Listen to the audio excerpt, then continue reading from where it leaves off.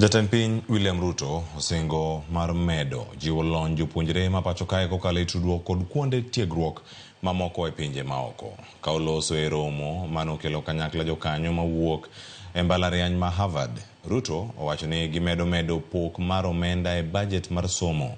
Ojiwo wach lony manyasani mamedo thuolo mag tije, kowacho ni tije masani dwaro lony ma kamano. Omiyo giketo maino e tudo sikunde kod mbui.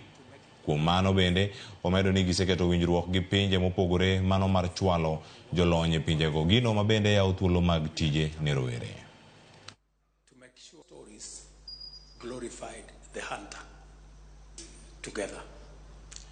It's no longer going to be we are spending resources on digital learning, digital training, and as I told you earlier, we've even changed the law on what we call Constituency Development Fund so that we can deploy internet ICT hubs to the lowest locality in Kenya, because we realize that education is good, but digital learning is going to have an age.